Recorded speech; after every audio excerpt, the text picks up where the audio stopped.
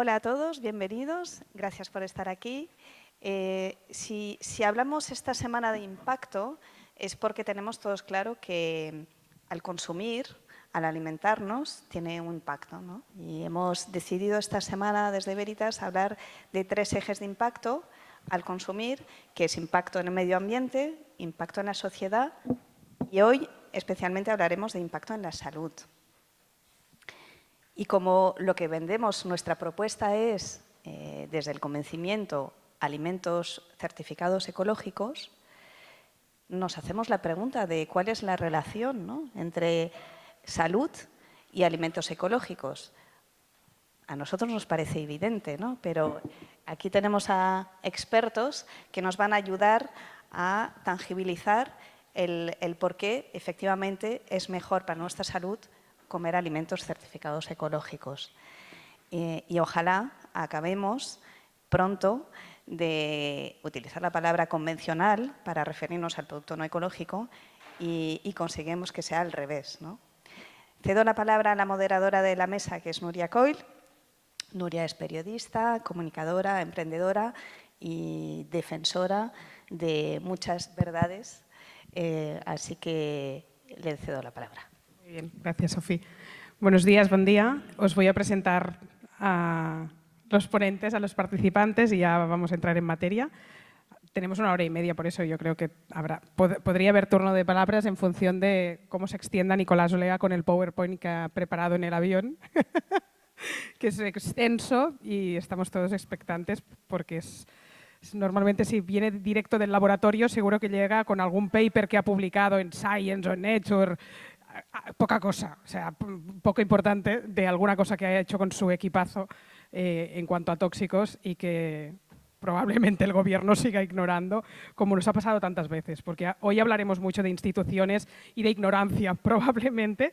Y Joan Picazos, por ejemplo, es el presidente de la Asociación de Elaboradores y Comercializadores Ecológicos y aparte es fundador de Biocop, que es una de las empresas ecológicas de nuestro país de más tradición. Yo cuando empecé hace 11 años de esto, pues él ya llevaba 20 y yo me sentía pionera, pues imaginaros a alguien que tiene 10 años más que Veritas probablemente o un poco más.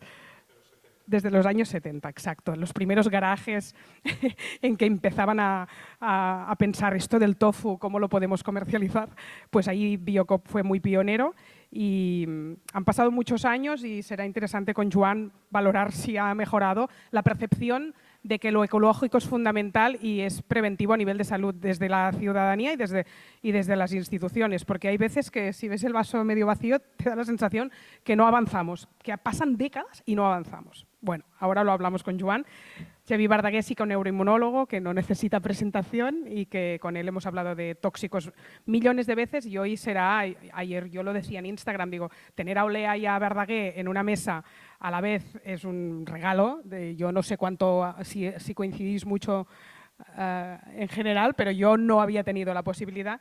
Claro, el impacto de los tóxicos en la salud lo pueden los dos contar muy bien, pero sabéis que desde dos perspectivas muy diferentes, ¿no? Y a la vez muy parecidas, pero cada uno lo ve a su manera. Y después, como digo, Nicolás Olea, que sabéis que es doctor, investigador y que es una de las personas que en cuanto a tóxicos más sabe el impacto que tiene en la salud y está investigando directamente en laboratorio. O sea, no lee papers y nos dice parecería ser que, sino que es él mismo el señor de los papers, porque es quien desde hace más de 20 años está investigando, por ejemplo, el impacto de los tóxicos en enfermedades como el cáncer de mama, el cáncer de próstata y ahora, por ejemplo, en los últimos tiempos ha visto que en la leche materna, algo tan inocuo, tan virgen como la leche materna, ya aparecen los tóxicos y eso quiere decir pues una transferencia de tóxicos intergeneracional que va pasando, que no empieza el día de la gestación, que esto viene de mucho antes y te sientes un poco indefenso, pero seguro que hay muchas cosas para hacer y hoy las vamos a contar. ¿Os parece si empezamos, Joan? Cuenta un poco, ¿no?, en qué punto nos encontramos en cuanto a la confianza que le da la Unión Europea, por ejemplo, y después vamos, si quieres, al Gobierno de España, de si se creen finalmente que es más beneficioso para la salud comer alimentos ecológicos o esto, Europa pasa de esto? Esto es una cosa que está en evolución desde el 92, cuando el primer reglamento a nivel comunitario, donde ni siquiera se permitía calificar el producto. O sea, no podías hablar de tofu ecológico, sino que había mucha presión en que se dijera exclusivamente que era un método de elaboración. O sea, que tenías que decir pan de trigo procedente de cultivo ecológico o biológico o orgánico.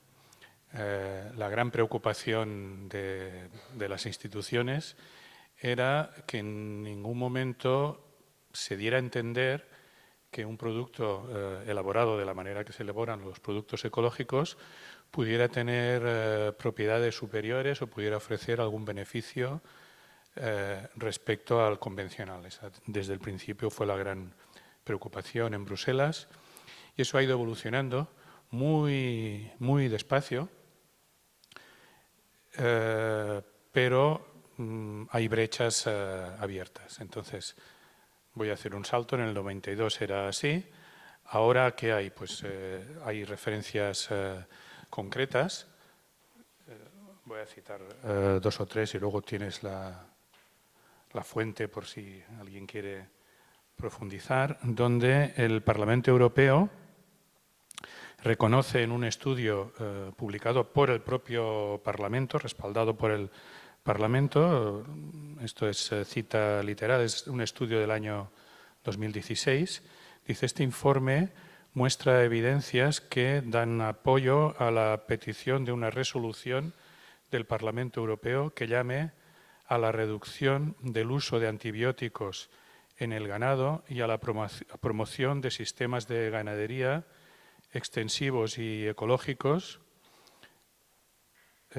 como medida de acción contra el riesgo para la salud pública que representa la creciente resistencia a los antibióticos.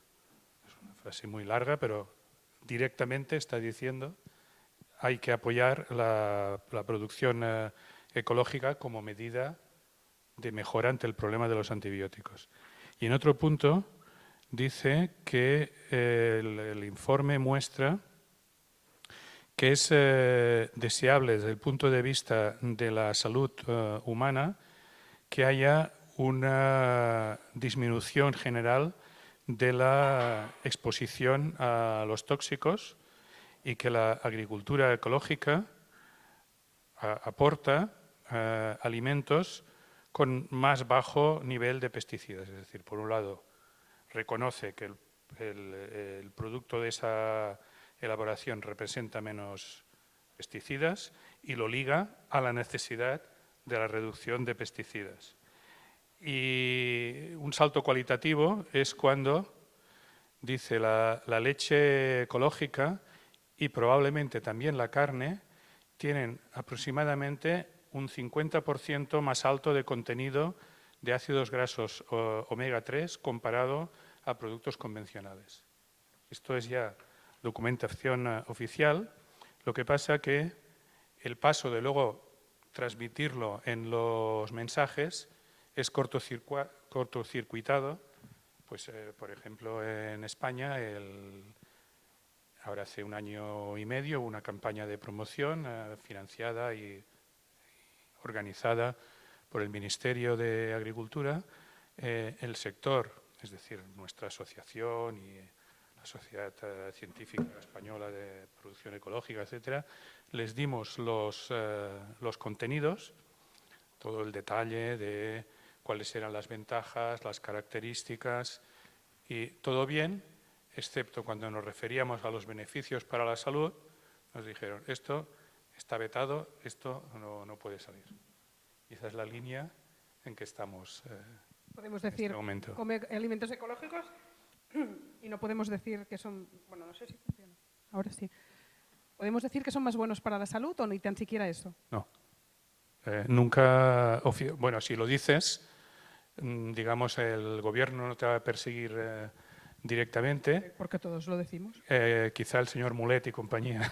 Sí, esto es seguro. Sí, Pero lo que no hace el Gobierno es refrendar esas declaraciones o incluir mensajes sobre el beneficio en la salud del producto ecológico en un material que esté firmado por alguna entidad oficial. No aceptan todavía las evidencias que existen, que son muchísimas, y he ido directamente solo a lo del Parlamento porque creo que es quizá lo que ellos no vayan a tocar. De hecho, ahora que hablas de muleta, hay algunos divulgadores y nutricionistas con mucho peso en Madrid.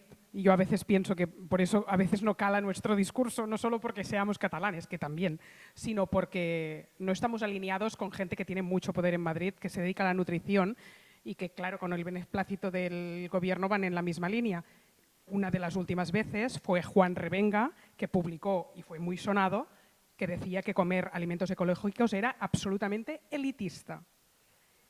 Es tan populista es decir eso, que la gente, claro, se unió a él a muerte, porque al final cuando tocas el bolsillo de la gente y vas con el argumento de solo se lo puede permitir gente de clase media, media alta, sale el pueblo y dice, es verdad, es absolutamente elitista y es innecesario. Y el discurso añadido, que después que viene Raigón lo puede contar mejor, el discurso añadido de ahí es elitista y además es elitista, porque no está demostrado que sea más beneficioso comer comida ecológica que convencional.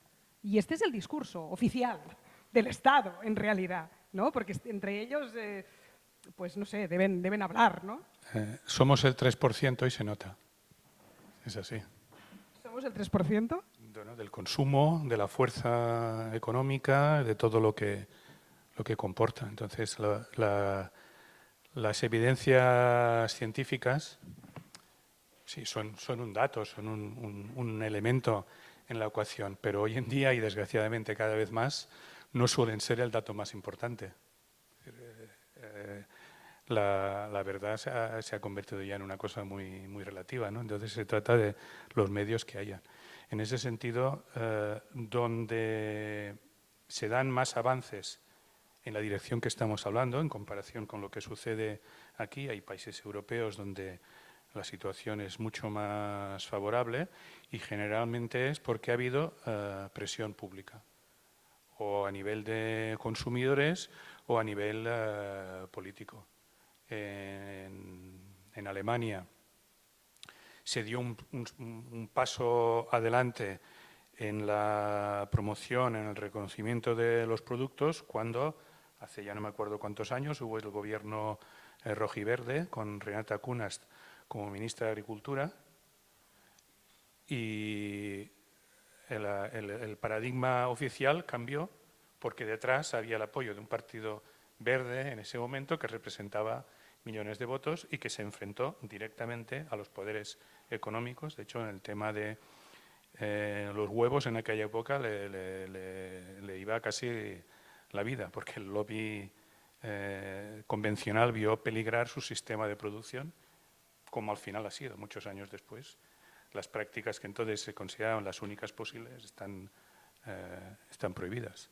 En Italia pasó igual. Antes del primer Berlusconi hubo también, no nos acordamos ya, pero hubo una alianza izquierdas-verde, de la que todavía vive en parte el sector hoy en el buen sentido, porque se promocionó legalmente el apoyo a la compra pública ecológica.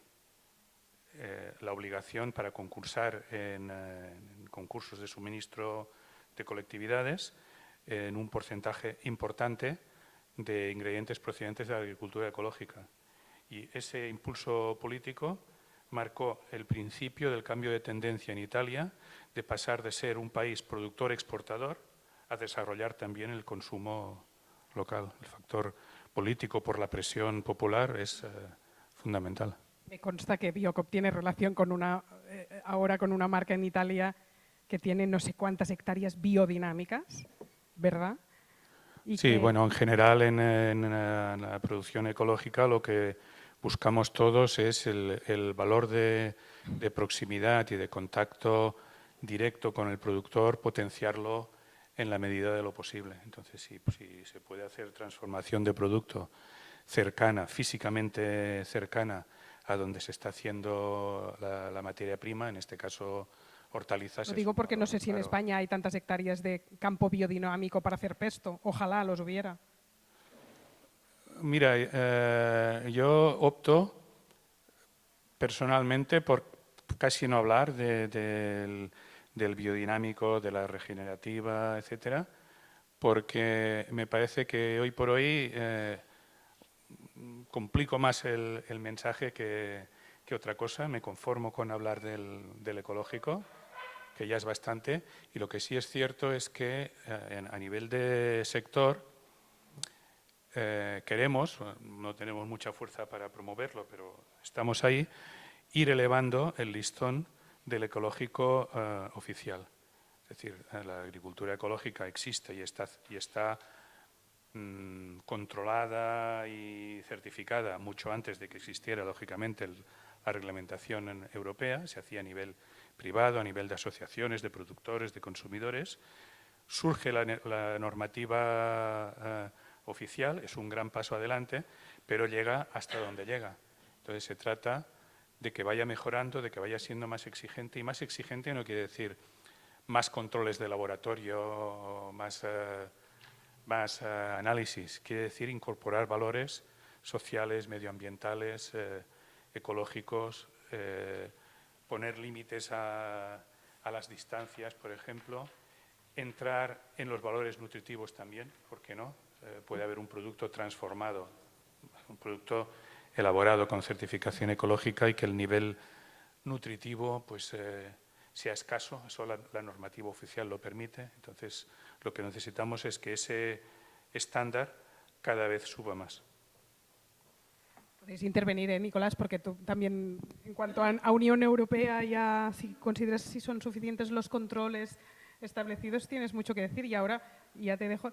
Cuando hablaba del ejemplo de Italia y Alemania, me acuerdo de leer no hace mucho que en el gobierno de Rajoy y hasta 2018 hubo una ministra de Agricultura que tenía relaciones familiares con la empresa más importante de fertilizantes sintéticos de España. O sea, estamos al otro lado de lo que está haciendo Italia y Alemania, hasta el punto que gente metida dentro del gobierno forma parte de la empresa de fertilizantes sintéticos más importante del país, y eso nadie lo sabe.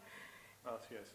Eso ha sido una constante y más de una vez lo hemos denunciado. El ejemplo que tú pones es el de los fosfatos que se venden como fertilizante en toda Europa, que España lidera a través de Fertiberia y que son del norte de África. No son los fosfatos aquellos, los mayores nos acordamos del Sahara, cuando la Marcha Verde.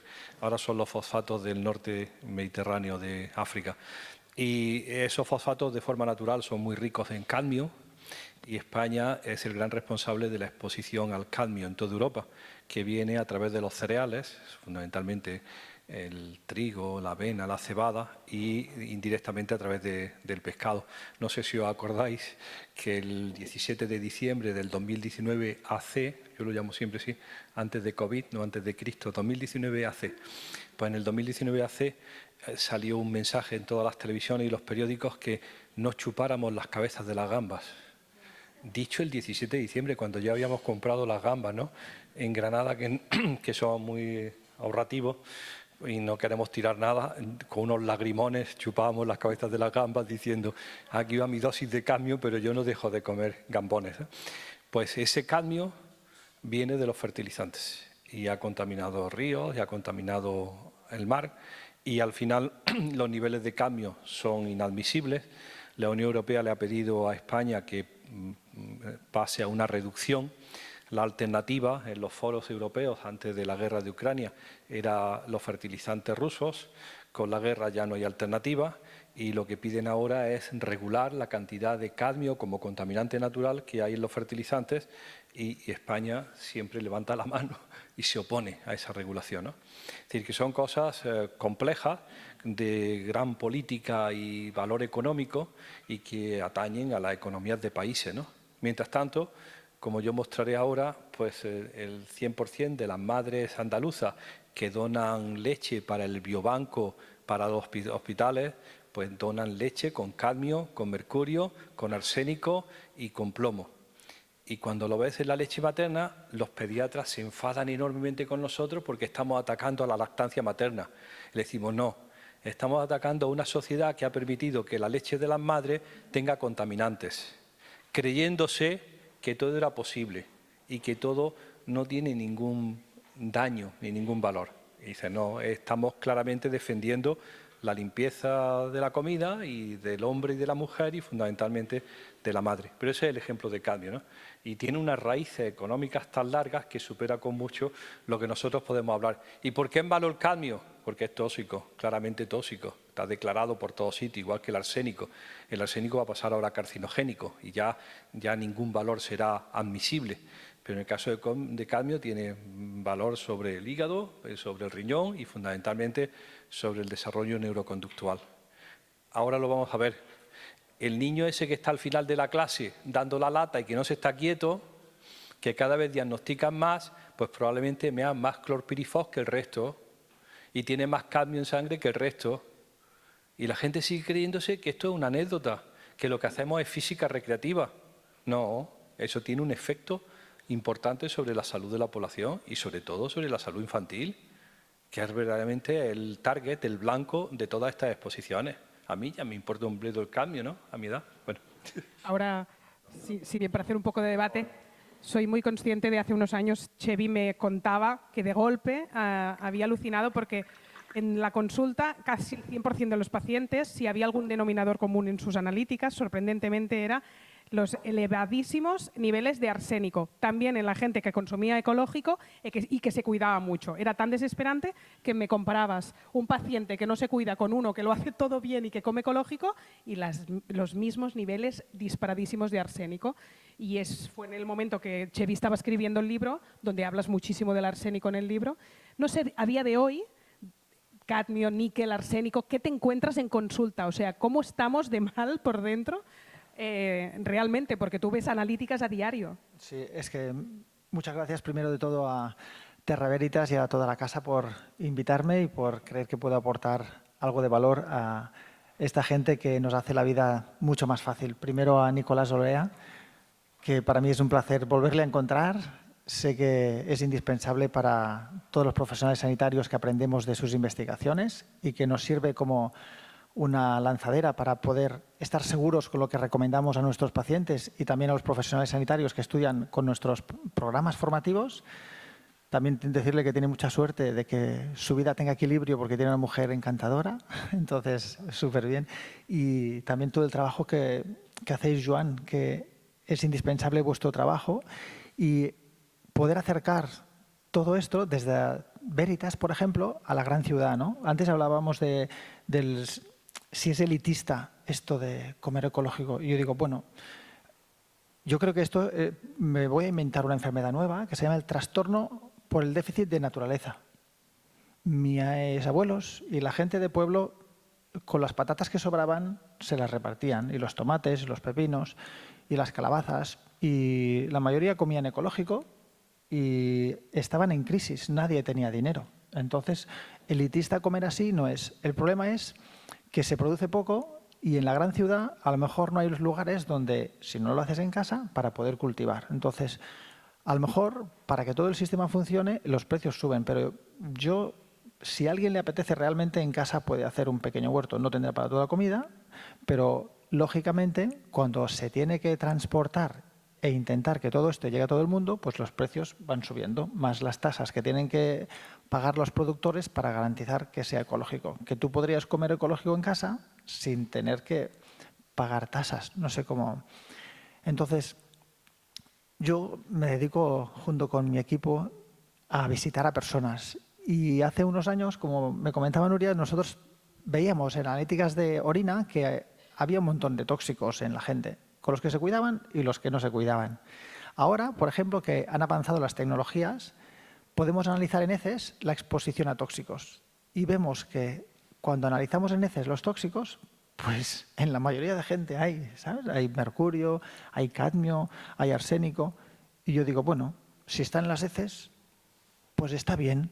Te lo has comido y está en las heces. A tomar por culo. Es decir, lo has nunca mejor dicho, ¿no? Entonces, es señal que ha habido una exposición y tu cuerpo lo está eliminando. Que luego esta persona tiene problemas de salud hormonal y tiene enfermedades o patologías asociadas a exceso de actividad por estrógenos, como las mamas fibrosas, dolores menstruales, sangrados largos, miomas o endometriosis o colon irritable o migrañas, todo asociado a exceso de estrógenos, o problemas por exceso de hormonas masculinas, gente que le cae el pelo, que está más cansada, que se engorda con facilidad, o gente que tiene patologías por exceso de insulina, también asociado a la exposición de estrógenos, y que haya más sobrepeso, obesidad.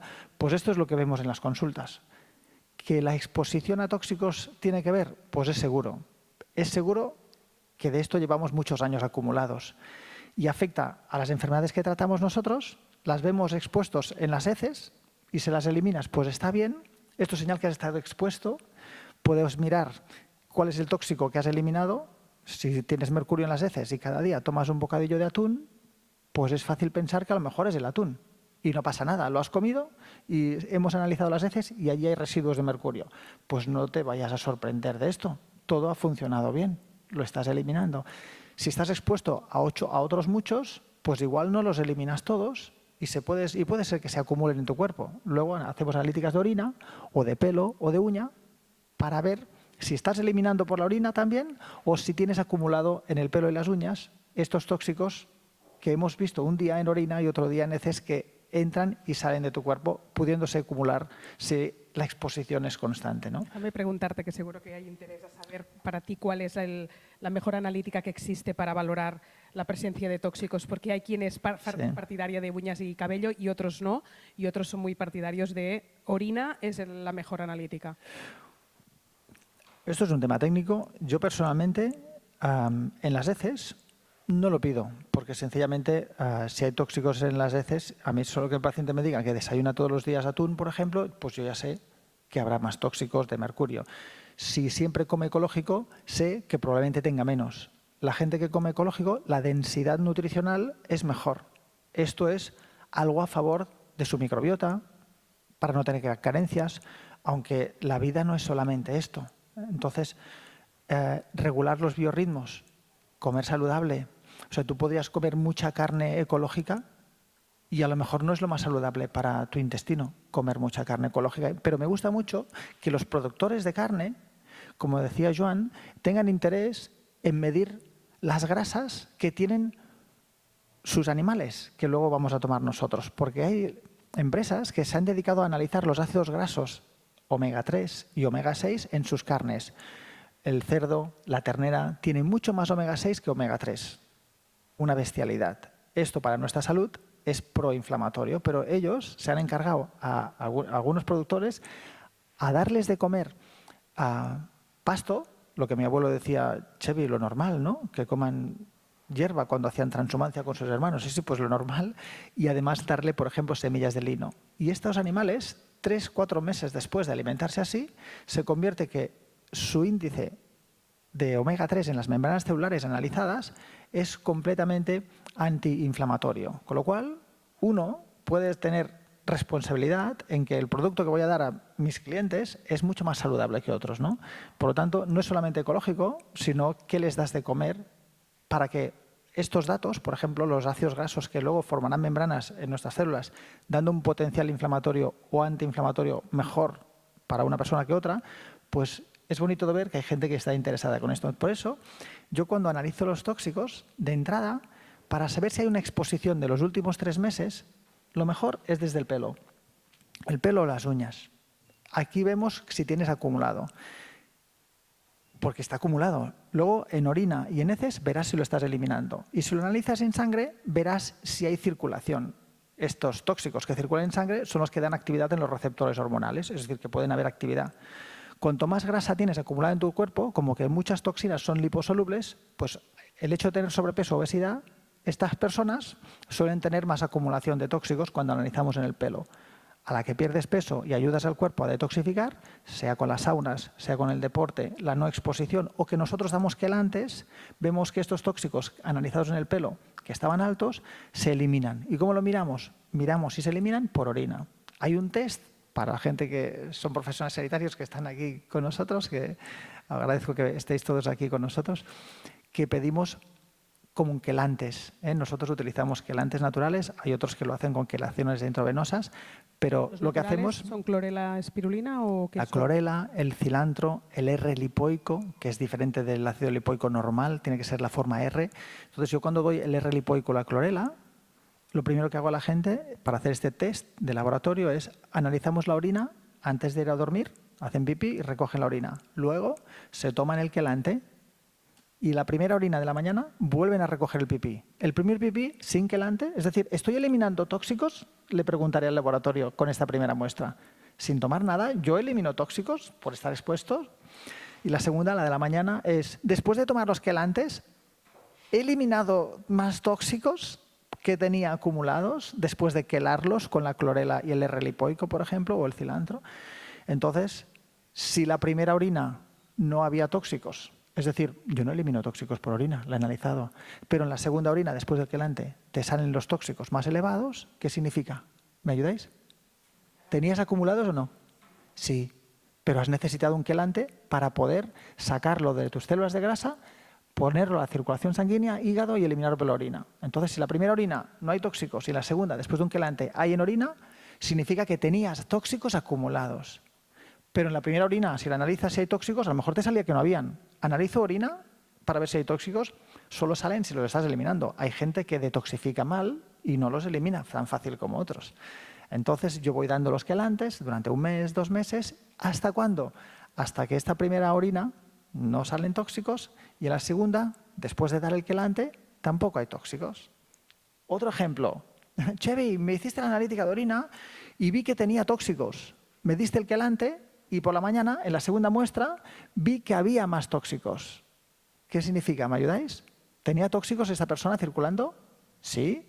¿Y el quelante ha funcionado? Sí, porque elimina más.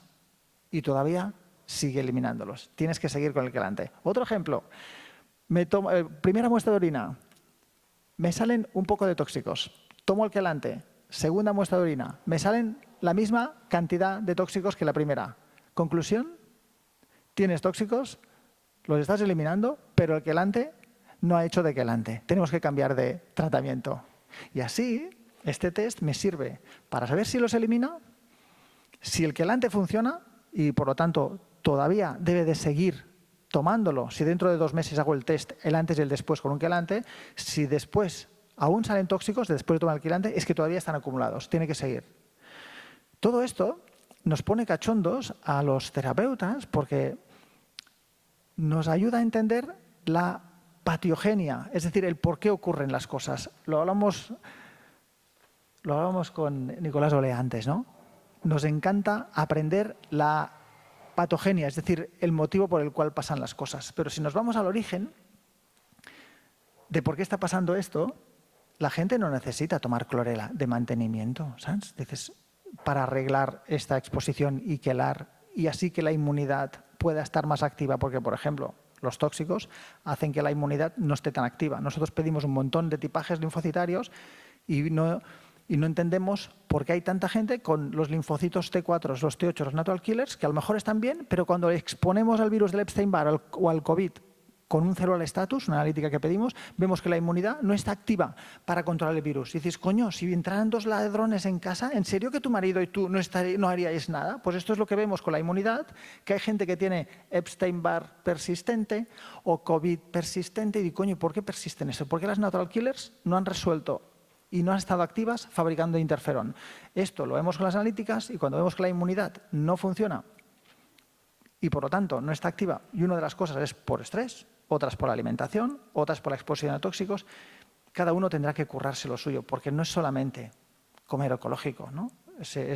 Son más cosas las que influyen. Pero sí que vemos que cuando nos interesamos por la etiopatogenia, al final, si no vamos al origen, la gente se queda haciendo tratamientos de mantenimiento, porque creo que me van mejor que no hacer nada, ¿no? Y a mí, si yo voy a ser un buen compañero de las personas que sufren patologías crónicas, para mí lo más importante no es que el paciente tenga fuerza de voluntad, es que el paciente tenga conciencia. Y una vez tiene conciencia, es que ya lo tenemos. En cualquier momento, este paciente empezará a sumar cosas que le ayuden. Pero primero necesita el conocimiento de todo lo que estamos hablando para tener conciencia de que hay que empezar por hacer algo que te ayude a activar la inmunidad, a no exponerse a tóxicos, de que si tú vives muy expuesto, pues igual sería buena idea de sumar. Si estás en la gran ciudad, igual sería buena idea sumar en otra dirección, porque expuesto estás más. Si bebes a Ripoll o Capdavanol, estás menos expuesto. Pues igual es mejor que sumes en hacer más ejercicio o dormir más, no sé. Hay gente que tiene más cosas a mejorar que otras, pero está claro que cuando te dan conocimiento, que es lo que nos dedicamos los profesionales sanitarios, que te expliquen el por qué pasan las cosas, entonces la fuerza de voluntad ya no tiene sentido. Si tú tienes conciencia del por qué te pasan las cosas y lo puedes analizar, ya está, ya lo tienes todo. No es necesario que nadie se esfuerce a estar bien. Coño, si tienes los tóxicos elevados en orina y estás expuesto, fuerza de voluntad para no seguir estando expuesto, no. Si lo sabes, es lógico que cambiarás de hábitos de vida. Pues para mí, para ser un buen compañero de los pacientes, esto es lo que me intento esforzar más, ¿no? Esforzar a que cada uno comprenda qué es lo que puede originar los malestares si hay alguien que se encuentra mal de salud. Y si te encuentras bien de salud, yo te diría, bueno, tranquilo, tío, no te obsesiones con todo esto porque hay muchas cosas a mejorar, ¿no? Y no pasa nada. El conocimiento de forma personalizada qué tóxico nos está afectando también es interesante. Me acuerdo que me hice una analítica y me salió bien el mercurio, y es verdad que hace años que no consumo atún de forma habitual, pero podía pensar que tenía mercurio en el cuerpo y en cambio me sorprendí porque tenía pues otros valores que no estaban, ¿no?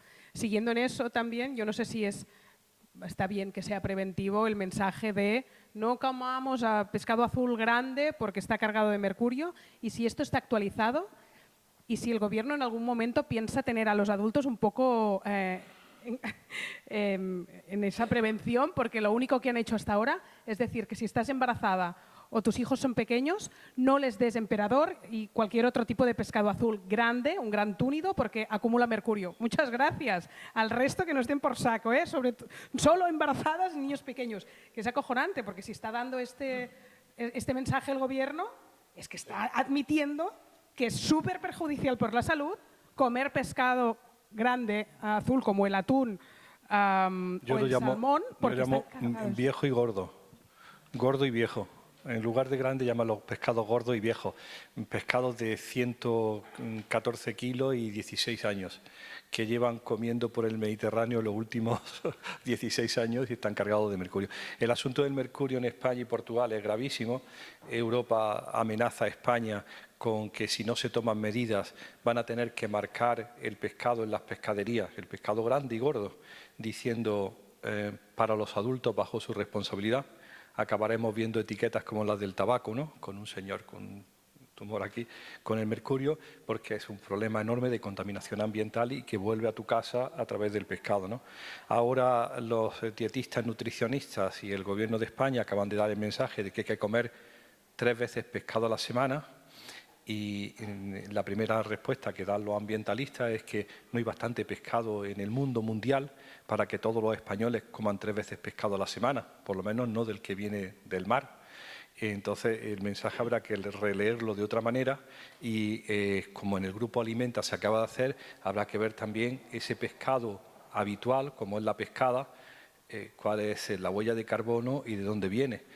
Solamente por dar una nota, si los palitos de merluza que se comen tu niño vienen de Namibia y se pescaron en el 2019, ¿de acuerdo? En el 2019 llevan 3 años congelados a menos 32 grados.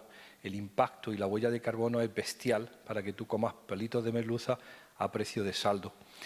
Esa nos pasa otro mensaje que yo lo había puesto aquí, que es saludable y sostenible. Por primera vez, la revista Lancet publica en el 2019 un artículo en donde a los sanitarios se le dice que saludable va de la mano de sostenible. A ver, un ejemplo. A lo mejor es bueno para tu estreñimiento consumir kiwis ecológicos, pero no si vienen de las antípodas. ¿De acuerdo? Porque venir de Nueva Zelanda un kiwi hasta aquí tiene un impacto en huella de carbono que lo hace insostenible. Si en algún momento alguien va a tener que empezar a decir qué es saludable, qué es bueno, cuál es la dieta adecuada y que además sea sostenible. Y que sostenible me refiero de cercanía, de temporada, no procesada y, como decíamos aquí, también está para el tema y paga el precio justo por tu comida. Si sigues escatimando en la comida, pues tendrás lo que te mereces, ¿sabes? Hay un dato que ayer comentaba Manuel González de Molina en Valencia, en tu casa. El presupuesto familiar en comida en el año 60 era el 60%, el presupuesto familiar en comida de los hogares españoles en el año 2022 es el 16%. ¿De acuerdo? Donde más hemos reducido lo que nos gastamos en comer y hemos aumentado la telefonía móvil y no sé qué más. Bueno, pues si al final no pagas lo que vale la comida, pues tendrás una comida de mala calidad y de mala. Bueno, pero volviendo al principio, al pescado. Sí, no hay bastante pescado como para alimentar a 46 millones de habitantes. Habrá que ser mucho más racional en esos mensajes y te corrijo y te añado una cosa. Lo que el Gobierno no decía que no comieran pescados gordos y grandes, las embarazadas, los niños y los jóvenes, añadía hasta los teenagers, sino que no comieran las mujeres fértiles con intención de procrear. Y si es la mujer fértil con intención de procrear, son todas las mujeres. Es decir, ya es extensible al 50% de la población mundial, que es femenina, porque el problema de estas exposiciones, de las que tanto habla Chevy, no son el embarazo y la lactancia, son las primeras semanas de la gestación, cuando tú no sabes que estás preñada. La mayor parte de las otras cosas que nosotros hemos estudiado, por ejemplo, en calidad seminal, la hipótesis es que las exposiciones que desencadenaron un bajo contagio espermático que te enteras a los 34 años porque no dejas preñada a nadie, la mala calidad seminal se definió en los primeros 40 días posfecundación. Es decir, cuando tu madre apenas si había tenido la primera falta. Ah, estoy preñada. Y ya las exposiciones ahí han sido suficientemente importantes en la etiopatogenia, ¿no?, para producir un déficit en la función de las células de Leydig y de Sertoli, que te da al final a una mala calidad espermática cuando tienes 34 años y que ha pasado desapercibida. Entonces, no es solamente la mujer embarazada, es cualquier mujer. Y eso pues amplía enormemente la necesidad de dar mensajes mucho más claros y mucho más directos. Ni chicos ni chicas. O sea, yo colaboro y trabajamos con clínicas de fertilidad aquí en varias clínicas de fertilidad aquí en Barcelona, y la calidad seminal es un espectáculo. O sea, como que las clínicas solo necesitan uno despabilado y bueno para hacer una in vitro, pues al chico muchas veces se le dice que haga su trabajo y ya está, ¿no? Pero dices, no es normal que el 50% de parejas vengan con un chico con bajo recuento, con espermatozoides deformados, que dices, ¿a dónde va a ir sin cabeza? ¿A dónde va a ir sin cola? ¿O con dos colas? ¿O con una cola más corta? Dices, el esperma está deformado. Es increíble las fotos de los biólogos, que hay poco recuento y muchas deformidades. Entonces, es normal que por parte masculina, que una de las cosas que más afecta a la calidad seminal es la exposición a tóxicos o el estrés en el caso de los chicos. Entonces, sabemos que los chicos esto es lo que más les afecta. Y cuando nosotros damos poliaminas como la espermidina, que está básicamente en proteínas vegetales, sean las legumbres como los derivados del tofu o las setas, muy ricas todas ellas en espermidina. Esta gente que come más así, esta poliamina que reacciona con la microbiota del intestino, a estos chicos les mejora el estrés oxidativo, las inflamaciones. Si luego toma suplementos para detoxificar, también les mejora las deformidades y la cantidad de espermas que fabrican, sea con las crucíferas, sea con la cisteína o el NAC o el glutatión endovenoso, como sea, pero a los chicos les mejora mucho la calidad del esperma cuando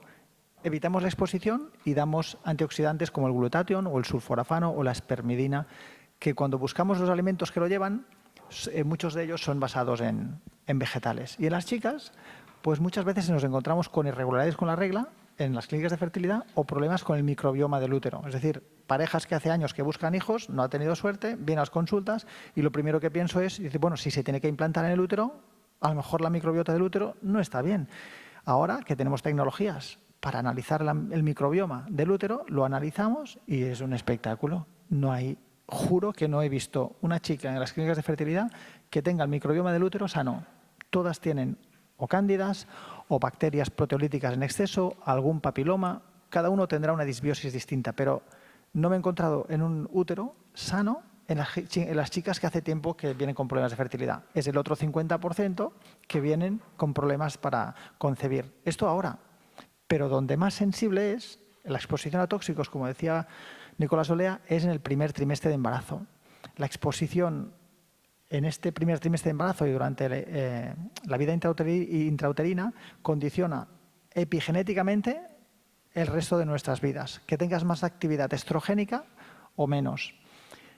Por eso, el tema de déficit de atención o temas cognitivos es algo que nos preocupa porque cada vez hay más diagnósticos de este tipo y son niños que luego en la escuela les dicen que es movido, que le cuesta leer o lo que sea, ¿no? Y esto se intenta valorar de alguna manera para ver si hay que arreglarlo, ¿no? Y se ha visto que uno de los parámetros para seguir, para saber si ahora en la edad adulta estuvimos en el primer trimestre expuestos a tóxicos o no, lo que decía antes, ¿no? Que ahora podemos tener problemas, pero a lo mejor esto vino por una exposición previa en el primer trimestre de embarazo. ¿Esto se sabe por el digit ratio de los dedos o por la distancia anogenital? Que Nicolás han investigado mucho con estos y ahora ya pues, se han acumulado mucha evidencia científica y hay revisiones sistemáticas y se ha visto que la gente que tiene el segundo dedo, el índice, más largo que el cuarto, esto es porque en la vida intrauterina estuvieron expuestos a más ftalatos, parabenes, triclosan, tóxicos ambientales con actividad en los receptores estrogénicos como nuestras propias hormonas.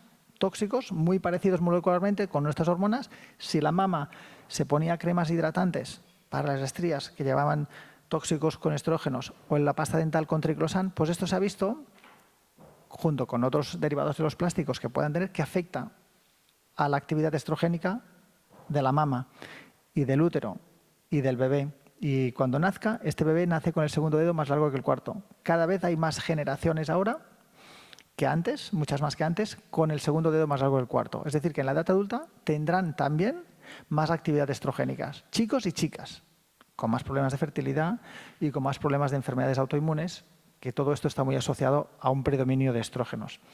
Y por eso, ahora si queréis, podríamos mirar nuestras manos y ver el momento cachondo de la mañana, a ver si nosotros tenemos el segundo dedo más largo que el cuarto. Por ejemplo, yo soy chico, no sé si hacía falta aclarar eso, pero os juro que soy chico y tengo el segundo dedo más largo que el cuarto, ¿verdad? Esto significa que estuve expuesto en mi primer... Tiene un truco, que nosotros lo hacemos siempre. Si empuja aquí... ¿Ah, sí? Si empujas un poco, se corrige. Puedo calmarme, ¿no?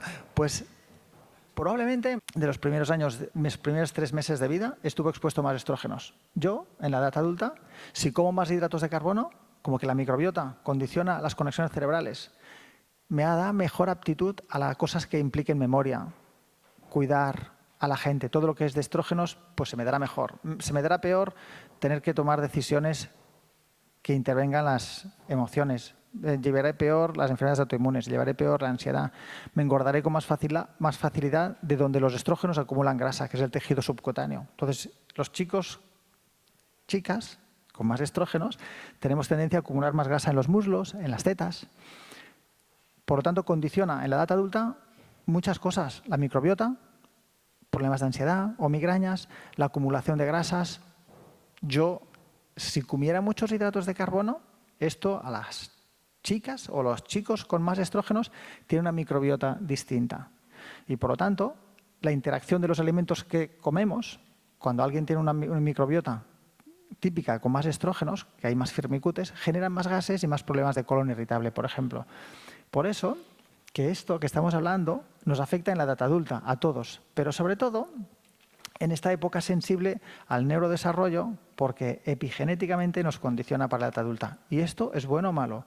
Digo, bueno, no pasa nada, tío. Estoy vivo, tengo conocimiento, intento no estar tan expuesto, porque yo soy el primero de que los tóxicos con estrógenos creo que me van a afectar más que a otro, porque yo ya soy más de este tipo. Me explico, ¿eh? Lo normal sería, si no estás expuesto a tóxicos, es que el cuarto dedo, el anular, sea más largo o igual que el segundo dedo. Es decir, que no ha habido exposición ambiental a estrógenos en el primer trimestre de embarazo. Se puede mirar con los dedos o con la distancia anogenital. La distancia entre el ano y los genitales corta es típico de estrógenos. Y cuando es más larga es típico de masculina. Entonces, en las consultas yo solamente miro los dedos, pero yo creía que inventábamos algo cuando yo estaba estudiando esto, porque yo pensaba, qué guapo, ¿no? Porque en las clínicas de fertilidad, las chicas con distancias anogenitales cortas tienen más estrógenos. Y la gente que tiene la distancia anogenital más larga tiene más hormona masculina.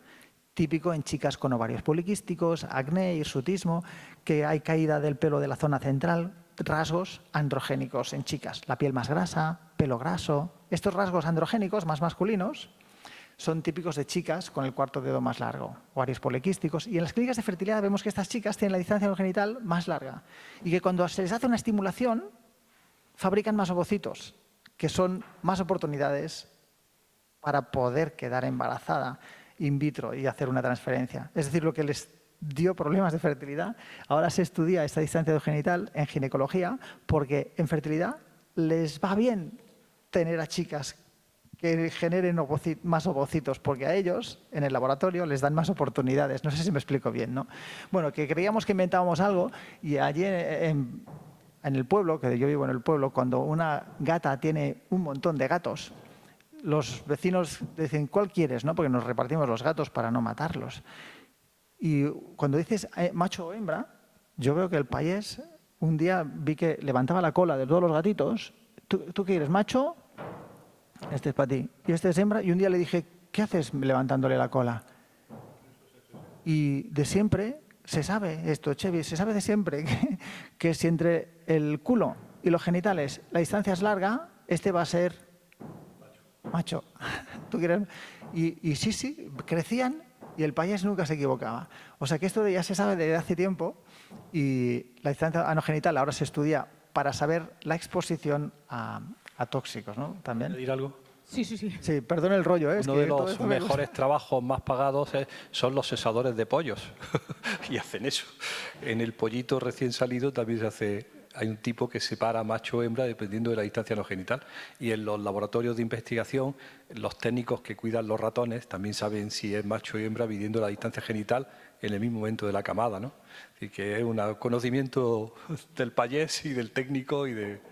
Vinculo un poco que cuando dice el segundo dedo, Chevy, más exposición a estrógenos, entiendo que estás diciendo más exposición a disruptores endocrinos que actúan como estrógenos, que aquí Olea sabe un rato, ¿no? Es decir, la exposición a estrógenos directamente, quizá no la estamos... A tóxicos ambientales. Es tóxicos que actúan como si fueran la hormona que de forma natural tenemos las personas y que está en forma de disruptor endocrino y... Olea aquí es especialista, ¿no? Un disruptor endocrino puede ser un bisfenol, un parabeno, los ftalatos, un compuesto triclosan, perfluorado. que un día hablaba con Nicolás y dice, en la orina de las mamás que han estado embarazadas, que lleva tóxicos, ¿qué porcentaje tienen tóxicos y cuáles no? Todas. Todas. Entonces, no hay nadie ahora, limpio. No tenemos blancos. No hay gente cero. Por eso que al final todos estamos expuestos a tóxicos que tienen actividad estrogénica. Incluso un día estuve leyendo un paper que me rompió mucho, de verdad, porque los estrógenos a nivel intestinal tienen efectos protectores para que el intestino no esté tan permeable, porque en el intestino tenemos receptores estrogénicos. Total que las chicas o los chicos, cuando tenemos estrógenos, el intestino suele estar bien. El exceso y la falta de estrógenos da problemas. Ir a los extremos a nadie nunca le gusta. Pero los estrógenos tienen efectos positivos para el intestino. Y hicieron estudios en ratas que les dieron antibióticos para cargarse el intestino, provocar una gran disbiosis y que el intestino estuviera más permeable. Hasta que no tuvieron la zonulina y la alfa-1 antitripsina elevada, garantizando permeabilidad, no continuaron. Y después les expusieron al BPA, al bisfenol A. ¿Y qué diríais que ocurrió cuando les dieron bisfenol A a la rata que tenía este pasillo entre el intestino y la sangre más abierto, más permeable? Esto es lo que mejora los estrógenos. Pues resulta que en estas ratas se les redució la permeabilidad intestinal, indicando que efectivamente el BPA tuvo actividad estrogénica y le mejoró, al activar el receptor, igual que nuestras propias hormonas, la permeabilidad intestinal. Entonces dices, a prendre pel cul, tío. Entonces, ¿esto es bueno o es malo? Dices, bueno, interactúa con tus propias hormonas. Y si estás expuesto a más de esto, pues vas a tener con más facilidad exceso de actividad estrogénica, que esto claro que no esté bueno. Pero es un estudio que verifica fisiológicamente que esto nos condiciona. En este caso, descubriendo que afectaba a la permeabilidad del intestino, protegiéndola en este caso, ¿no? Para que veáis que realmente tienen una función fisiológica como nuestras propias hormonas, activando estas proteínas de unión en el intestino. Bueno, es para... Nuria, Sí. No, por favor. no, que quiero hablar un poco de mi libro. Volia preguntar un marc. Porque Una pregunta. Digues. es que con este bombardeo me estoy empezando a marear. Es todo cierto, pero llega un momento que dices, bueno, ¿qué hacemos? Quería remachar una cosa que decía Nicolás, que es el porcentaje de la cesta de la compra de los años 60 ahora, del 60 al 16, que convencionalmente se considera un índice de desarrollo del país. Mira, necesitamos gastar menos en alimentación, qué bien, qué país más rico, que va junto a ese paradigma de que la comida cuanto más barata mejor. Esa es la barbaridad más grande que se puede hacer. Y además es mentira porque, bueno, él ponía el ejemplo de las tiritas esas de merluza, ¿no? Que son baratas, que van a ser baratas, son carísimas. Porque son almidones. No, y eso por un lado, por lo que recibes. Y además el coste no es los 99 céntimos que has pagado. El Cama coste de hospital. estamos pagando entre todos de un montón de maneras. Esto es un gran engaño. Y hay un índice que va paralelo a ese, de supuesto desarrollo del país, que es el porcentaje que representa el sector primario en el PIB. O sea, cuanto menos peso tiene la agricultura, la ganadería en un país, mejor. Y toda Europa occidental pues ha ido bajando hasta prácticamente desaparecer. Y qué bien que somos muy ricos y los productos agrarios ya vendrán de Argentina o de donde sea y a muy bajo precio. Esa es una tendencia que tiene que... La Consellería de Agricultura siempre se queja que es la consellería que menos dinero tiene. Bueno, y eso lo podemos saber. Yo creo que el Consell Regulador Ecológico ya es como el hermano pobre de la consellería más pobre que tiene el gobierno, ya para ver la importancia que se le da a la agricultura en este país. Yo he hablado con la consellera Jordà muchas veces, nos conocemos y dice, no tengo un puto duro para hacer nada. No sé si es una excusa, pero yo creo que es la última de toda la fila de presupuestos de consellerías. Globalmente ese paradigma tiene que cambiar y ahora hay notas que hacen que lo vea un poco todo el mundo. De pronto descubrimos que si en Ucrania hay un problema, aquí no hay no solo aceite, un montón de productos que se hacen con ese aceite, que resulta que no hay trigo y de pronto, ostras, algo ha fallado. O en China se encierran todos en casa, dejan de circular los contenedores y dejan de llegar las cosas aquí. Entonces, hay signos a favor de que se vaya a recuperar un cierto sentido común. Agricultura ecológica, que es un poco de lo que estamos hablando aquí, no implica directamente, necesariamente, forzosamente, igual a proximidad, pero es lo más concreto que hay, que empuje en esa dirección, que lo pueda favorecer y que pueda hacer que el agricultor y el ganadero se pueda ganar la vida, lo cual es importante también. Seguro que tienes conocimiento. Durante un tiempo, después vino el COVID y aquí habrá gente que seguramente estaba metida en el ajo. Nos contactó el gobierno para intentar pensar si metíamos otro sello, aparte del ecológico, que era el de garantizar que era local. Y a ver si la sociedad estaría dispuesta, porque estaban empezando a ver que era como que en los de la generación Z ya no había tanto interés en el ecológico y la gente ahora estaba mucho con el tema de la proximidad. Y yo me preguntaron y pensé, hostia, de coña, ojalá, ¿no? Dejemos de llevar lo ecológico de la otra punta, que no tiene ningún sentido y hace daño al ecológico porque te viene el típico y te dice, pero ¿por qué voy a comprar este kiwi si viene de Nueva Zelanda? Por mucho ecológico, prefiero que sea del país del Prat del Llobregat.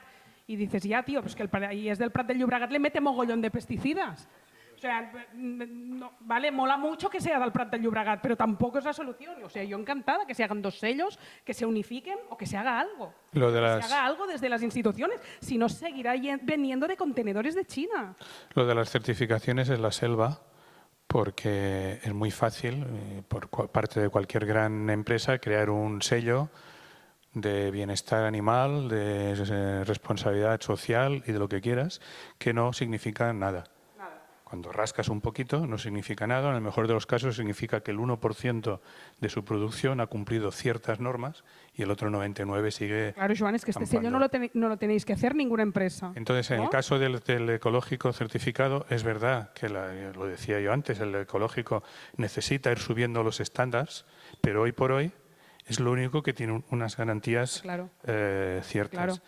En cuanto a lo de la proximidad, en Alemania hace un tiempo hicieron un estudio con dinero para hacerlo a fondo, para ver qué tipo de información podía ser más útil para el consumidor, porque, bueno, lo típico, ¿no? ¿Qué significa próximo? Por ejemplo, un producto que venga del Rosellón, de cerca de Perpiñá, en Barcelona, es mucho más próximo que un producto de Sevilla. Sin embargo, decimos, no, que sea producto nacional, por poner uno de múltiples ejemplos de lo difícil que es determinar un criterio. Y lo que vieron que era lo más real era dar la información de detalle, decir de dónde venía la materia prima, no si cercana o lejana, de dónde venía y cuáles habían sido las fases, o sea, en qué sitio se había hecho cada fase. Porque ahora mismo, como anécdota, en mi pueblo hay un pequeño supermercado muy simpáticos que han descubierto el kilómetro cero y el otro día vi que tenían unos copos de avena de una empresa competidora y amiga, y no la empresa sino el supermercado le puso kilómetro cero porque la fábrica de esa empresa está en el pueblo de al lado, pero el copo de avena venía, bueno, allí ni lo ponía, pero yo sé que venía de Alemania, por ejemplo, en este caso. Y al lado tenían un flan que tiene una marca muy chula, de una empresa más o menos pequeña, Granja N, y decía, es un flan tradicional de kilómetro cero. Entonces, la leche era suya y luego había 6 o 7 ingredientes, leche en polvo para acabarle de dar el de esto, sabor, un estabilizante, luego el caramelo era también añadido, que venía de donde fuera, pero ya le había puesto la etiqueta del kilómetro cero. Lo digo como ejemplo de que se juega con esa imagen, con ese interés que tenemos de la proximidad, pero de momento la única certificación que sabemos exactamente lo que implica es la del ecológico. Ya que habéis hablado un momento de pescado y un momento de carne, necesito abrir el melón uniéndolo a salud y impacto ambiental y ecológico de los 4 grandes cultivos de este mundo: soja, maíz, trigo y arroz. Explica lo que me has contado cuando desayunábamos. Lo del maíz, lo que de Ucrania ahora no se puede venir y que viene de fuera. ¿Cuáles son o sea, en qué se basan para establecer? Hemos hablado de 2 cosas. Uno de los bioplásticos, para pasarle una información a los que están interesados en buscar un buen envase para el producto ecológico, y la cantidad de trampas que hay, igual que hay en proximidad, toda esa necesidad de conocimiento, pues en bioplástico le explicaba que el ecologista o el productor ecológico quiere llevar al mercado hasta su última fase un buen envase que sea sostenible y por fin opta por el bioplástico. Y le digo, a ver, vamos a ver, un bioplástico significa que, por ejemplo, el etileno que se ha utilizado para hacer el polietileno o el polietileno tereftalato o el número 1, el número 2 o el número 4, de esos del reciclado, no es del petróleo o del gas natural, sino que viene pues del alcohol, y ese alcohol pues viene de la caña de azúcar. Es decir, nos pondrán el ron a unos precios altísimos para conseguir alcohol, para hacer etileno y hacer el polímero. Pero una vez que tienes el etileno, quieres hacer el polímero, el polietileno, el proceso es el mismo. y los aditivos que lleva ese plástico son los mismos y su fin es el mismo y su contaminación en microplásticos y nanoplásticos ambientales es el mismo, pero te lo venden bio porque en lugar de venir de un combustible fósil viene de una planta.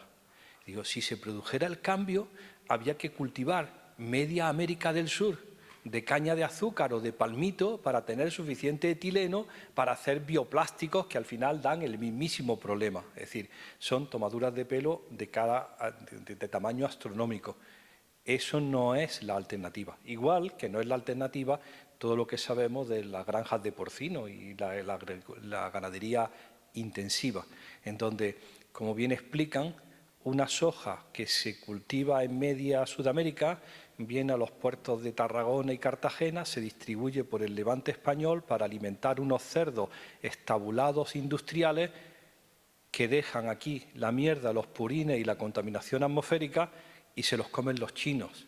Y han conseguido convertir a España en el año 2020, en pleno COVID, en el mayor exportador de carne de porcino de Europa. Ha desbancado a Alemania y a Dinamarca.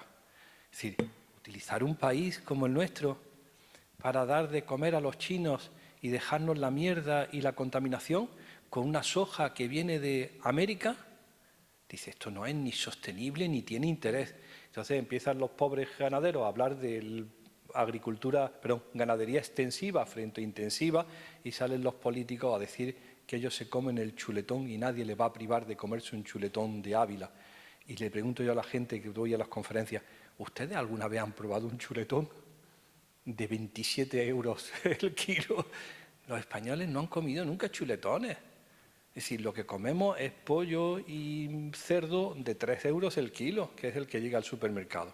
Y está claro que ni el bioplástico ni el biocerdo son compatibles con un desarrollo normal. Entonces, esas son las grandes transformaciones alimentarias que nos presentan y hay un problemilla, solamente un minuto. El otro día en Valencia, en la inauguración de la Cátedra de Agricultura Ecológica, hablábamos de la gran transformación agroecológica. Y yo digo, ¿cómo es posible que me suene a mí tanto la palabra? Porque estoy todo el rato leyendo en textos internacionales la transformación alimentaria.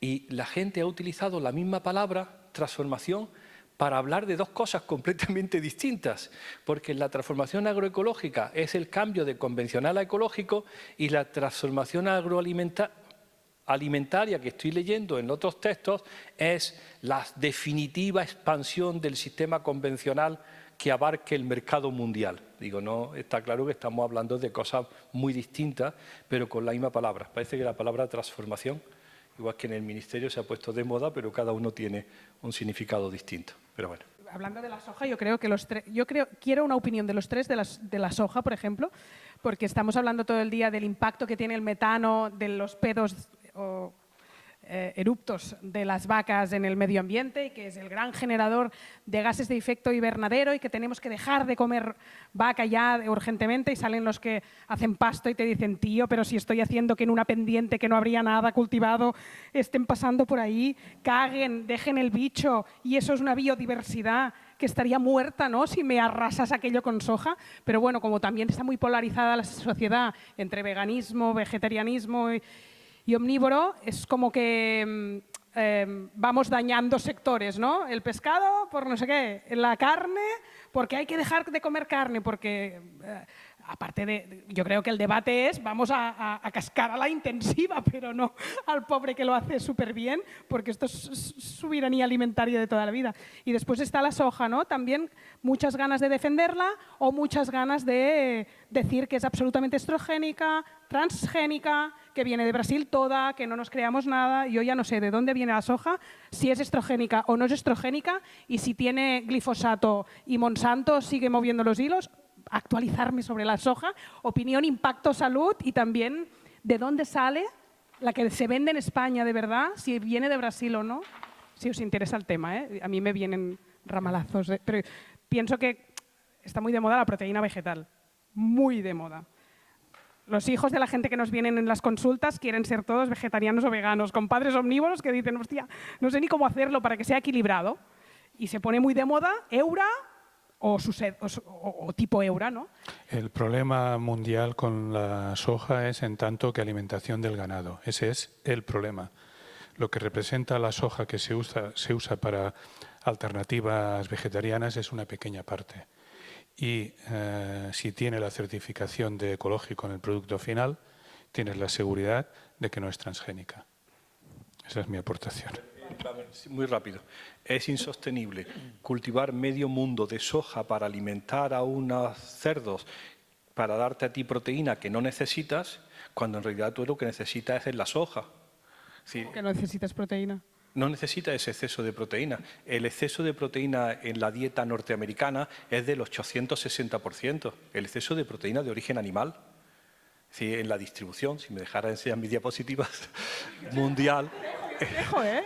No, 65, pero 5, sí, hemos dicho, ¿no? No, pero digo, el exceso de proteína de origen animal en la dieta occidental es enorme, cuando en realidad tú tenías que tener menos proteína de origen animal y engordar menos vacas con soja y tomar tú directamente proteína de origen vegetal. Es que es completamente de acuerdo con lo que dices. Ese 5% de la soja te daría suficiente como para la proteína vegetal que necesitas. No a través de engordar para tener un chuletón. Eso es insostenible, porque al final el impacto ambiental y la huella de carbono de los barcos de América hasta España, más después el impacto ambiental de la ganadería intensiva, es terrible y te proporciona una proteína animal que no necesita, que se encargan los clínicos de decir, está usted con un exceso de consumo de determinados alimentos que no son buenos para su salud. Es decir, hay que dar la vuelta completa a la tortilla, ¿no? Esto nos lo pasamos teta, porque ahora se puede analizar. Es decir, un exceso de proteína animal. Y mucha gente dirá, ¿yo lo como en exceso? No. Yo no soy vegano ni vegetariano, soy omnívoro. Pero uno puede pensar, no sé si como en exceso. Pues como ahora podemos medirlo, dices, pues está bien de poder hacer analíticas para ver si tú tienes que reducir el consumo de proteínas animal. ¿Os apetece que hablemos de esto? Un segundo. Si nosotros comemos hidratos de carbono o fibra, después de la digestión de los hidratos de carbono se absorben en el producto final, que es glucosa. Lo que no se absorbe llega hasta el colon, donde fermenta por las bacterias sanas en unos gases que no huelen, hidrógeno y metano y CO2, y unos metabolitos que tienen efectos protectores. Si comes proteínas, se digieren por el ácido del estómago, se absorben en forma de aminoácidos y una pequeña parte llega al colon. En este caso, al colon final, al colon descendente de la parte final, que aquí es donde están las bacterias proteolíticas. Les gusta fermentar esto. ¿Qué se ha visto? Que la gente que come mucha proteína animal tendrá más cantidad de bacterias. ¿En qué lado? El lado que fermentan las proteínas, que es este lado. Estos residuos, aquí dejaban hidrógeno, metano y unos metabolitos protectores, la fibra y el almidón resistente. En cambio, las proteínas dejan residuos que en exceso son muy inflamatorios, como sería el amoníaco. Cuando nosotros comemos proteína, uno de los gases que se fabrica es el amoníaco, que tiene que ir por el ciclo de la urea y eliminarse. El amoníaco lesiona el intestino y lo inflama. ¿En qué lugar se fabrica más amoníaco del colon? Donde fermentan las proteínas, en esta parte izquierda. También está un gas que huele mal, que se llama ácido sulfídrico y mercaptano. Entonces, cuando nosotros comemos proteínas que llevan azufre y aminoácidos, se fabrica H2S aquí. Tú lo sabrás porque cuando te tiras un pedo, este gas huele mal. Entonces, la gente que tiene más bacterias proteolíticas tendrá más pedos con olor o sin olor. Con mal olor. Y si tienes bacterias proteolíticas en la boca, tendrás mal aliento. Y si tienes el pylori, también tendrás mal aliento. Esto es típico del ácido sulfídrico, que en exceso inflama, pero que en pequeñas cantidades estas bacterias proteolíticas son necesarias. Es decir, ¿comer proteínas es malo? No, no, no. El problema es cuando tú comes exceso de residuos de aminoácidos o de azufre y llegan al colon y las bacterias lo fermentan en exceso en amoníaco, ácido sulfídrico y aminas biógenas, como por ejemplo la histamina, que hay gente que les da pues colon irritable e hipersensibilidad o cacas pastosas o migrañas o presión arterial baja y se toma antihistamínicos. Bueno, entonces la cuestión es, ¿cómo saber si me pasa esto? Pues analizamos las cacas. Yo al paciente le digo, ¿cómo son tus pedos? ¿Tienen tendencia a ser malolientes? Sí. ¿Y tu aliento? Sí. Digo, hostia, a lo mejor comes muchas proteínas. Analizamos las heces. Podemos hacer analíticas de sangre y ver cómo está el amoníaco en sangre. Pero esto no es muy fiable si el amoníaco está alto en sangre o no, en saber lo que está ocurriendo en el colon. Con lo cual esto en sangre lo obviamos. Podemos pedir analíticas de heces y si en las heces vemos que los metabolitos de fermentación putrefactiva están más altos, el amoníaco tiene un pH 9,2. El pH del colon en heces, si está a más de 6,5, como que el amoníaco es súper alcalino, la gente que tiene el colon con un pH más alcalino, en la analítica de heces, sabes que ha habido un exceso de putrefacción. Al paciente hay que decirle, reduce la ingesta, porque si no aquí hay demasiada fermentación.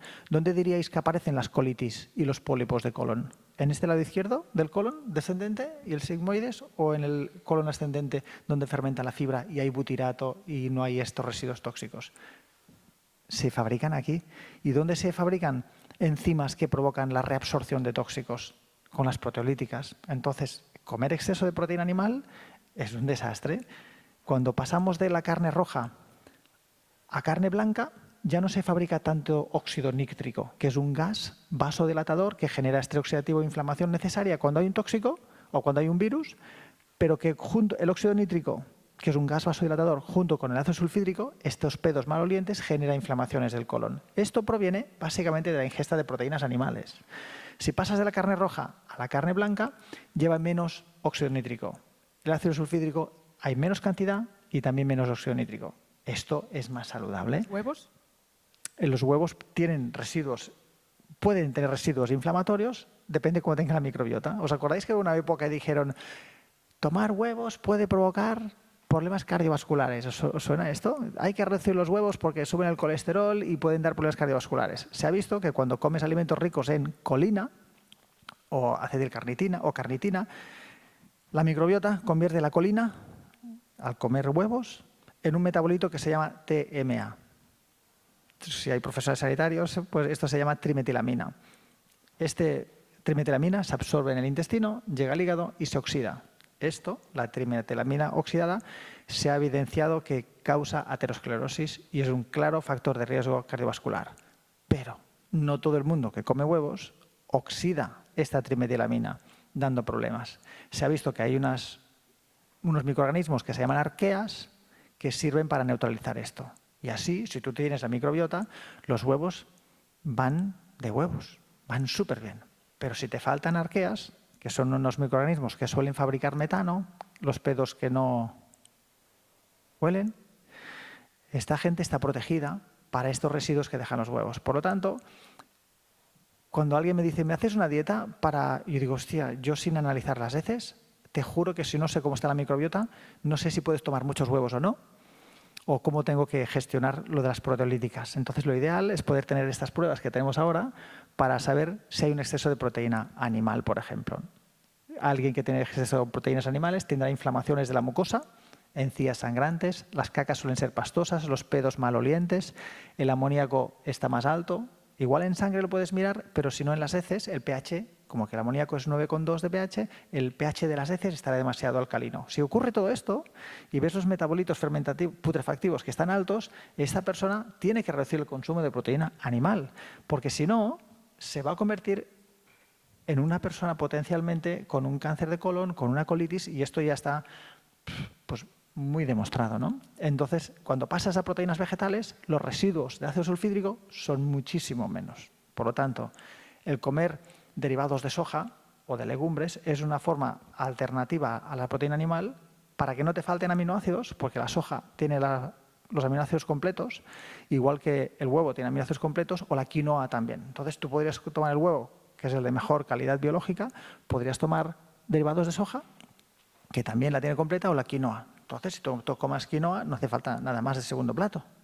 Y si comes derivados de soja, tampoco hace falta un segundo plato. Y no se generan residuos inflamatorios en el cuerpo, especialmente en el colon izquierdo, ¿no? O sea, que la soja sea estrogénica no te preocupa.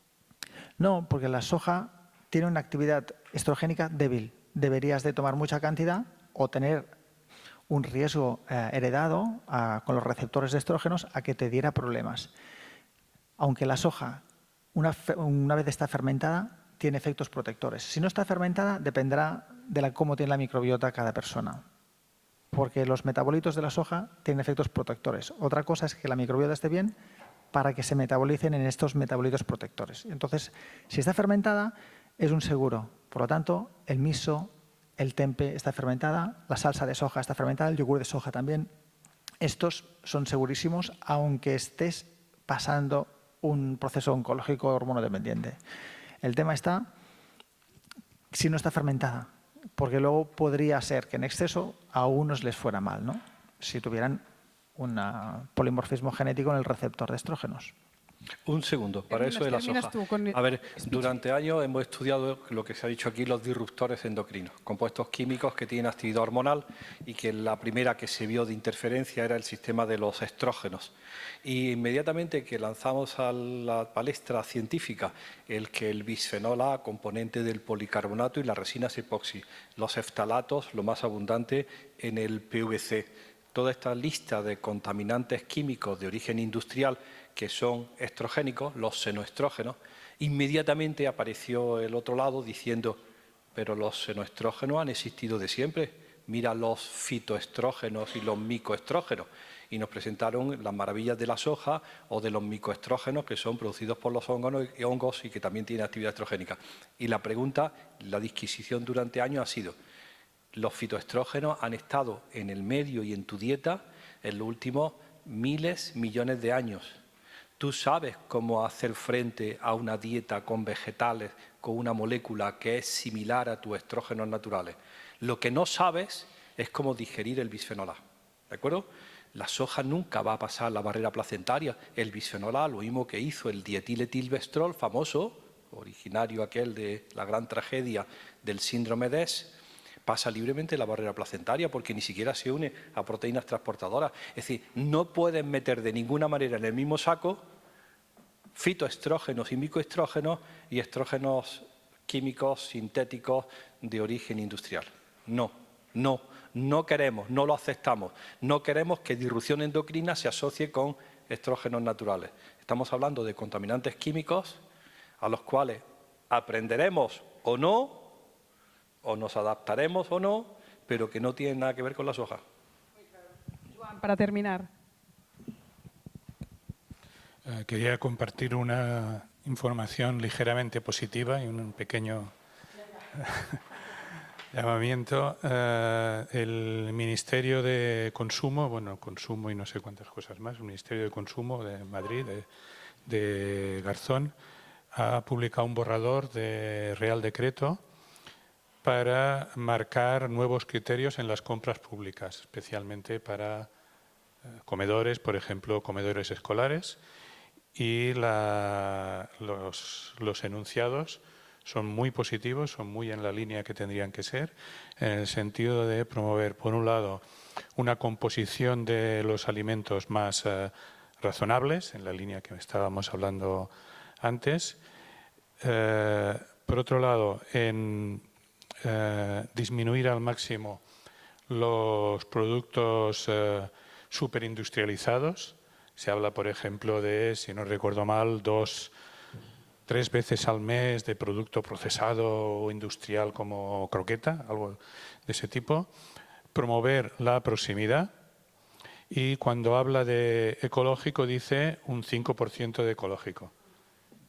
En los menús de los colegios creo que también lo aplican. 5%. Bueno, esto es un Real Decreto que se propone, digo, es una pequeña buena noticia porque luego la competencia no es suya, porque esto es autonómico, además está consumo por un lado y está educación por otro, pero que salga oficialmente esa directriz es un paso importante y decir que está en el proceso de recogida de inputs públicos hasta el día 6, es decir, que se puede acceder y aportar, por ejemplo, a Sobio, de la que, por cierto, Veritas forma parte, estamos fabricantes y distribuidores, junto con las otras entidades del sector ecológico, SEAE, Intereco, Ecovalia, Vidasana, propugnamos que sea el 20%, que se pida que para acceder a un concurso público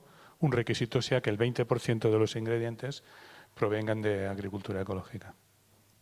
Creo que a hora y media empiezan ya Lola, Lucía, ¿no? hay un descanso. Lo digo por si alguien quiere hacer alguna pregunta y ya terminamos. Si hay un poco de descanso, pues tenéis margen si queréis saber alguna cosa en concreto. Venga, venga. Nicolás tiene una pregunta. No es pregunta, es una opinión. Yo sé. Es, a ver, todas las cosas que traía en la diapositiva se han dicho, todas, gracias a Dios, excepto una. A ver, y el otro día lo presentábamos en Valencia. En el último publicaciones de Infancia y Medio Ambiente, que lo conocéis bien, la INMA, que le llaman aquí en Cataluña, que son 3.600 niños seguidos durante 22 años de Asturias, Guipúzcoa, Sabadell, Ribera del Ebro, Menorca, Valencia y Granada, pues hemos publicado un chorro de papers sobre pesticidas no persistentes en la orina, ¿de acuerdo? Y son piretroides, carbamatos y organofosforados, los buenos, los actuales, los de la agricultura, los buenos dicen ellos, ¿no? Los de la agricultura convencional. El 65% de los adolescentes mean todos los días piretroides. El 65% mean todos los días clorpirifos, que se prohibió el 30 de enero del año 2020. Es decir, la exposición ha ocurrido en el peor momento de tu desarrollo. Eso significa que el sistema convencional ha fracasado, ¿de acuerdo? Y cuando medimos los niveles en orina, nos dicen son muy bajos. Y cuando medimos que cada orina tiene 17 niveles de 17 compuestos distintos, le preguntamos lo único que quería decir ahora. ¿Y el efecto combinado? ¿Os queréis creer que en el año 2022 la Unión Europea, que es la más avanzada del mundo mundial, aún sigue sin considerar el cóctel? Considera cualquier autorización, cualquier exposición, cualquier nivel para un compuesto individual, porque lo hace fulanito, presenta los datos sobre toxicidad, define unos números mágicos que es el LMR, el límite máximo de residuos, para ese compuesto. Dices, pero hombre, si un tomate convencional tiene 7, y como dicen los franceses, el menú del día tiene 42, me tendrías que hacer la evaluación del riesgo correspondiente al cóctel. Imposible. Todavía no lo admiten. No creen que 1 más 1 pueda ser 2, 4 o 0, si el efecto fuera antagónico. Con lo cual significa que los datos de exposición de los adolescentes son muy serios, muy serios. Eso no debería de haber ocurrido. Os recomiendo mucho su libro, Libérate de tóxicos.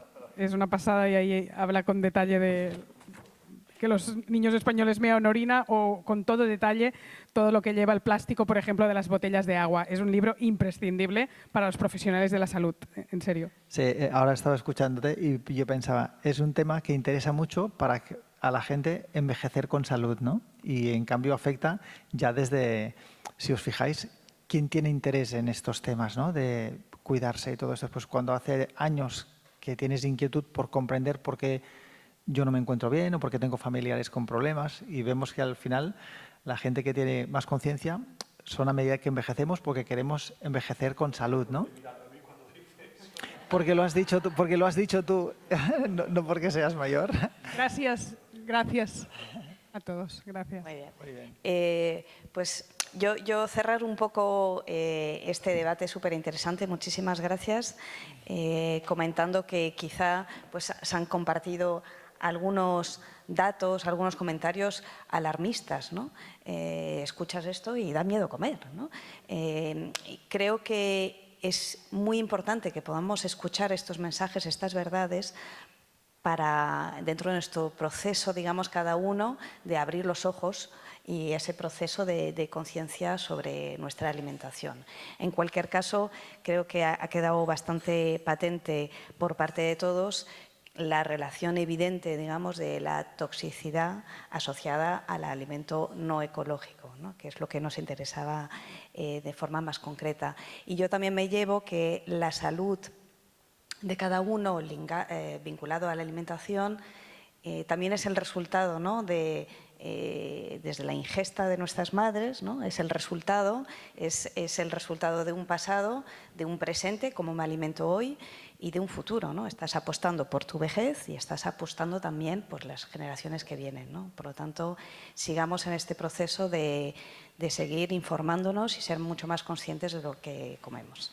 Gracias a todos por estar aquí y a vosotros en particular.